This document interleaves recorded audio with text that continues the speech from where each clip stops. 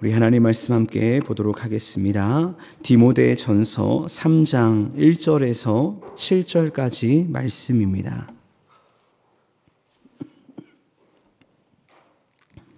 디모데전서 3장 1절에서 7절까지 말씀 우리 한 목소리로 함께 봉독합니다. 미쁘다 이 말이여 곧 사람이 감독의 직분을 얻으려 함은 선한 일을 사모하는 것이라 함이로다.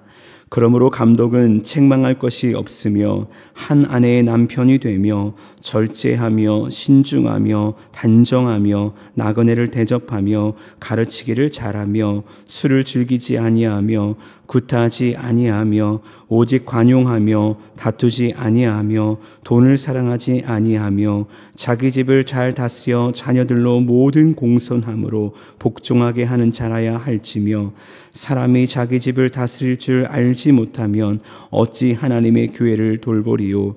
새로 입교한 자도 말지니 교만하여져서 마귀를 정죄하는 그 정죄에 빠질까 하미요.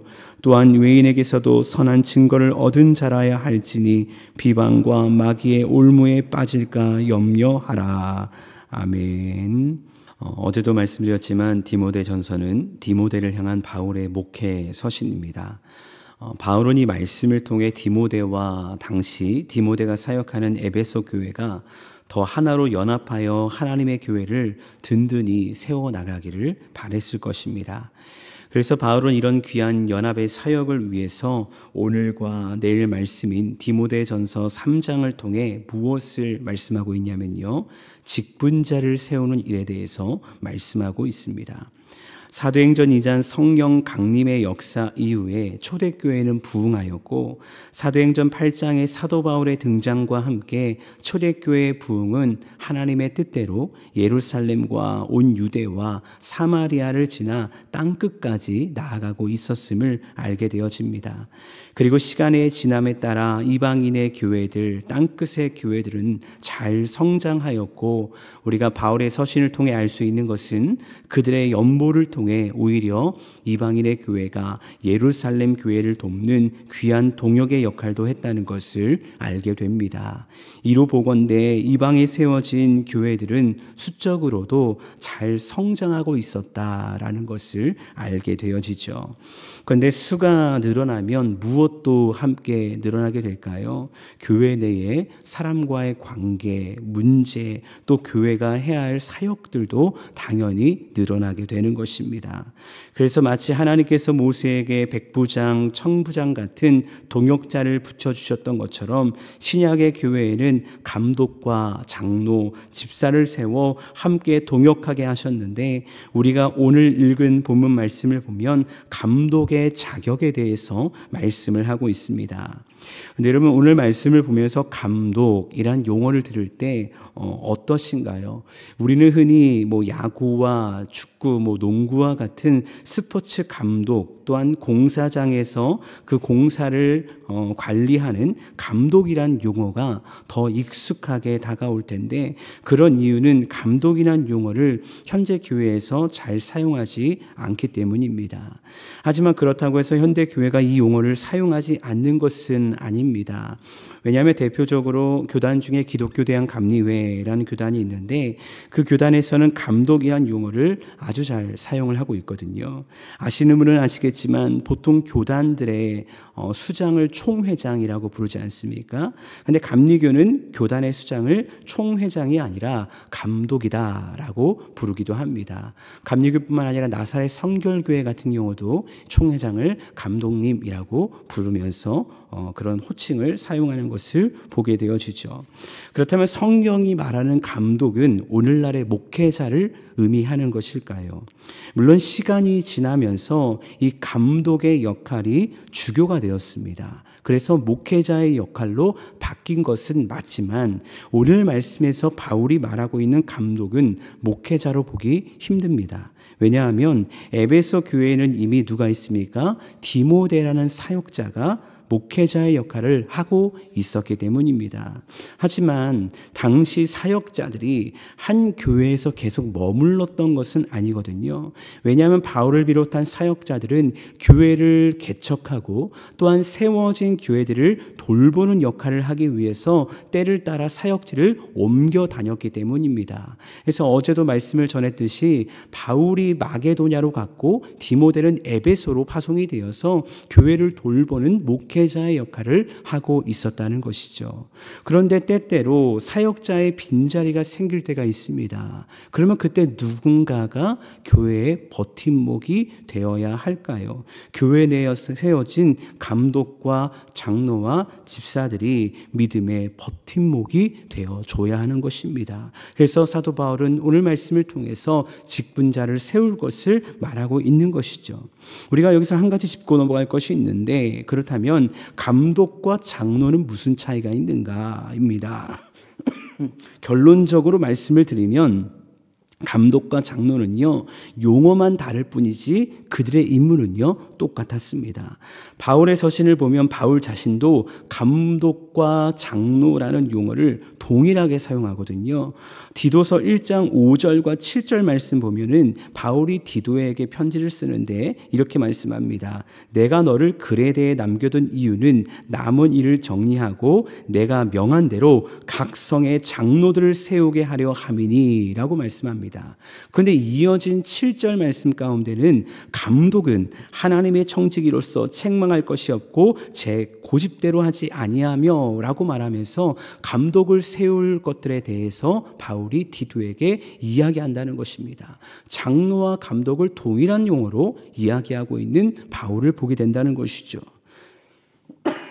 또한 사도행전 20장 말씀을 보면 바울이 밀레도에서 이제 에베소 교회들을 장로들을 초청하지 않습니까? 근데 그들에게 마지막 고별 설교를 하는데 이때 이런 말씀을 합니다. 사도행전 20장 28절에 여러분은 자기를 위하여 또는 온 양떼를 위하여 삼가라. 성령이 그들 가운데 여러분을 감독자로 삼고 라고 말씀하고 있습니다.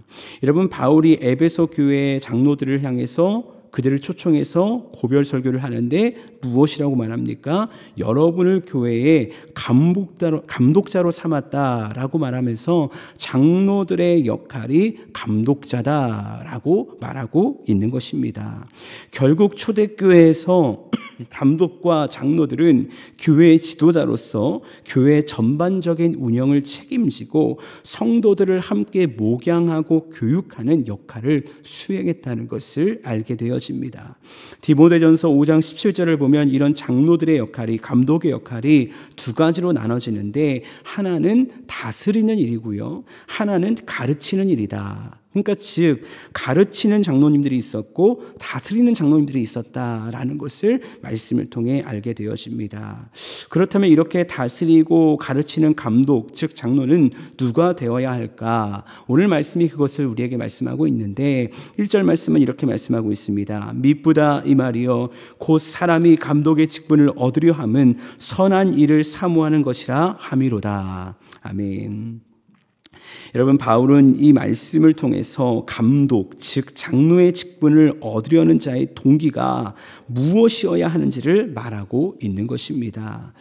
사실 세상에 수많은 직책이 있지 않습니까? 우리가 회사를 다니면 기업 회사를 다니면 더 그렇겠지만 수많은 직책들이 있습니다. 그리고 그 직책에 따라 무언가를 결정할 수 있는 권한과 책임도 주어지게 되죠.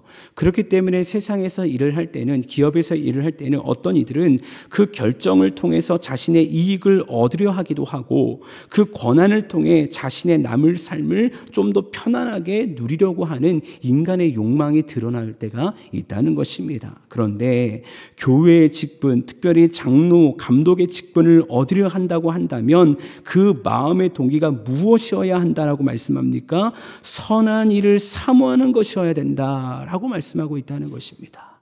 마음의 동기가 정말 중요하다는 것을 성경은 우리에게 말씀하고 있다는 것이죠. 내가 이 직분을 얻음으로 뭘 하고가 아니라 청지기가 됨으로 말미암아 선한 일을 더욱더 사모하기 위해서 그 자리를 기다리고 그 자리를 사모해야 된다라고 성경은 말씀한다는 것입니다. 왜냐하면 직분을 맡기 전부터 마음의 동기가 내 생각과 내 가치관으로 변질되어 있다면 어떻게 될까요? 그런 사람은 예수 그리스도의 핏값으로 세우신 교회를 잘 세우는 것이 아니라 오히려 자신의 생각과 가치관으로 교회를 무너뜨릴 수 있기 때문입니다. 그래서 이어진 2절 이하의 말씀을 보면 감독의 자격들에 대해서 이야기합니다. 이 자격을 통해 그 사람이 선한 사람인가, 선한 동기가 있는 사람인가, 아닌 사람인가를 구별할 수 있다는 것이죠. 특별히 2절 말씀 가운데 7가지의 덕목을 이야기하고 있는데 2절은 이렇게 말씀합니다. 그러므로 감독은 책망할 것이 없으면 한 아내의 남편이 되며 절제하며 신중하며 단정하며 나그네를 대접하며 가르치기를 잘하며. 여러분 무엇을 이야기합니까? 첫 번째, 하나님 앞에서나 사람 앞에서 책망할 것이 없는 자여야 된다라는 것을 말하는 것이고요. 두 번째, 세상의 풍조를 따라가지 않는 자, 즉 한 아내의 남편이 된 자여야 한다는 것입니다. 세 번째는 무엇입니까? 세상의 부유함 속에서도 하나님의 지혜로 하나님이 주신 것들을 절제하는 자여야 된다는 것입니다. 네 번째는 교회 지도자이기에 어떤 일을 결정할 때에 신중한 자여야 됩니다. 다섯 번째는 외적인 단장이 아니라 내면의 단장을 잘 하는 자여야 합니다. 여섯 번째로 주의 사랑을 실천함으로 나그네를 대접하는 자여야 되고요. 마지막 일곱 번째로 사역자와 함께 성도들에게 진리의 말씀을 잘 가르치는 자여야 된다라고 말씀하고 있습니다. 그래서 2절 말씀 가운데는 있어야 될 7가지의 덕목을 말씀하고 있는 것이고요. 3절 말씀에서는 부정문으로 못모하지 않는 자라는 조건을 가지고 4가지를 이야기하고 있는데 3절을 보니까 술을 즐기지 아니하며 구타하지 아니하며 오직 관용하며 다투지 아니하며 돈을 사랑하지 아니하며 라고 말씀하고 있죠. 첫 번째, 술을 즐기지 않는 자여야 된다. 바울은 에베소 5장에서 분명히 말했습니다. 술 취하지 말라. 이는 방탕한 것이니 성령의 충만함을 받으라. 어찌 보면 술을 즐기는 자는 어떤 자일까요? 앞서 있어야 될 덕목, 절제하지 못하는 자인 것입니다. 또한 단정하지 못한 자인 것입니다. 그렇기 때문에 술을 즐기는 자는 감독이나 장로가 될 수 없다라고 말하는 것이죠. 또 두 번째, 세 번째는 비슷한 맥락인데 구타하지 않고 다투지 않는 자여야 된다는 것입니다. 이런 인간의 본성, 즉 혈기와 기질과 관련된 말씀으로 볼 수 있는데 공동체 내의 문제 속에서 혈기를 부림으로 말미암아 폭력적인 행동이 나타나는 자는 감독의 자격이, 지도자의 자격이 주어질 수 없다라는 것을 말하는 것이죠. 그리고 네 번째, 돈을 사랑하지 않는 자. 사실 돈에 대한 문제는 과거뿐 아니라 지금도 교회를 힘들게 하고 무너뜨리는 많은 목회자와 중직자들을 무너뜨리는 유혹이기도 합니다. 그렇게 돈의 문제는 감독과 장로뿐 아니라 모든 그리스도인들이, 모든 목회자들이 주의해야 될 문제인데, 그래서 바울은 디모데전서 6장 10절에서 무엇을 말씀합니까? 돈을 사랑함이 일만 악의 뿌리가 된다라고 말씀하고 있다는 것입니다. 우리가 잘 아는 것처럼 가룟 유다는 은 30이라는 돈 때문에 예수님을 배반하기도 했고요. 초대교회의 강력한 성령의 역사를 경험하고 있었던 아나니아와 삽비라는 주를 위해 자신의 소유를 다 팔았음에도 불구하고 돈의 유혹을 이기지 못하고 하나님의 진노로 죽게 되는 것을 보게 되어집니다. 그렇기 때문에 돈을 사랑하는 자 또한 감독, 장로의 자격이 주어질 수 없다라고 말씀하는 것이죠.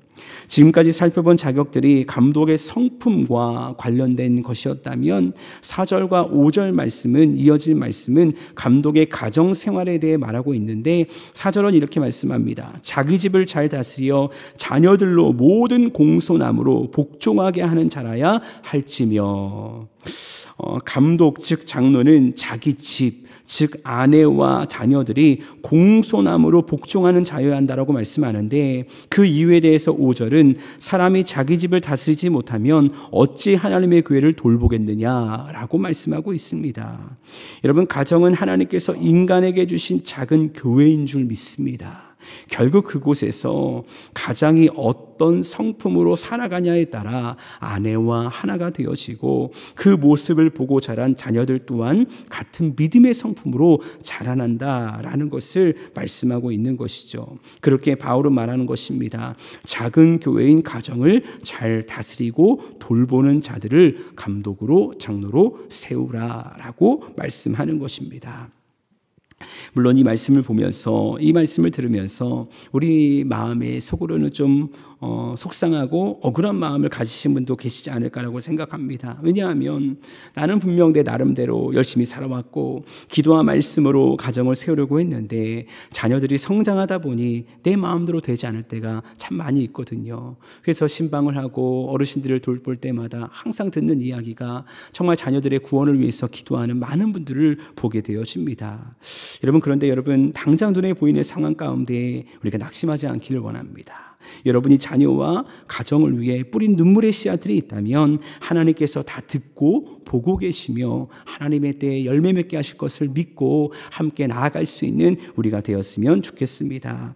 이어진 6절과 7절을 보면 마지막으로 두 가지의 자격이 나오는데, 첫 번째는 새로 입교하는 자는 감독이 될 수 없다라고 말하면서 당연히 새 가족이나 새 신자들이 감독이 될 수 없다는 것을 말씀하고 있는 것이고, 두 번째는 외인에게서 선한 증거를 얻은 자라야 한다라는 자격을 이야기하고 있습니다. 어찌 보면 너무나 당연한 자격을 말하고 있고, 이 자격은 앞서 나온 다른 감독의 자격을 통해서도 잘 드러나고 있는 것들인 것입니다. 근데 6절과 7절을 보면 이 말씀을, 이 자격을 마무리하며 동일하게 나오는 단어가 있는데 그것이 무엇이냐면요, 마귀입니다. 6절에도 보니까 마귀를 정죄하는 그 정죄에 빠질까 하미요 라고 말하고 있고요, 7절에도요 비방과 마귀의 올무에 빠질까 염려하라 라고 말하고 있습니다. 여러분, 이 말씀을 통해 우리가 무엇을 깨닫게 됩니까? 이 말씀을 묵상하면서 이런 생각이 들더라고요. 감독, 즉 장로를 세우는 일은 교회의 귀한 동역자를 세우는 일이기 때문에 정말 귀하지만 이 일 가운데 무엇이 함께 따라온다는 것입니까? 마귀의 비방과 정죄와 올무와 같은 영적 전쟁도 함께 일어난다는 것입니다. 그렇게 직분자를 세울 때 우리는 더욱 어떻게 해야 될까요? 다른 때보다 더 하나님을 의지하며 기도해야 되는 것입니다. 기도해야 된다는 것입니다. 기도하며 하나님의 일하심을, 하나님의 승리를 선포해야 한다는 것입니다. 여러분이 하시는 바와 같이 우리 교회는 내년에 임직식을 합니다. 장로님을 세우고 안수집사님을 세우고 권사님을 세웁니다. 그리고 이를 위해 담임 목사님과 저희 사역자들은 담임 목사님의 요청에 의해서 올 초부터 하나님이 기뻐하시는 믿음의 사람들이 직분자로 세워지기를 기도하며 함께 준비했습니다. 이제 다음 달에 있을 사무위원회를 통해서 장로, 안수집사, 권사 후보자를 세워진 분들을 투표하게 되고 내년에 임직식을 하게 될 텐데, 이는 무엇을 뜻할까요? 오늘 말씀을 보건대 남산교회에 또 다른 영적 전쟁이 시작이 된다는 것입니다. 그러면 이 영적 전쟁 가운데 우리가 해야 될 것이 무엇일까요?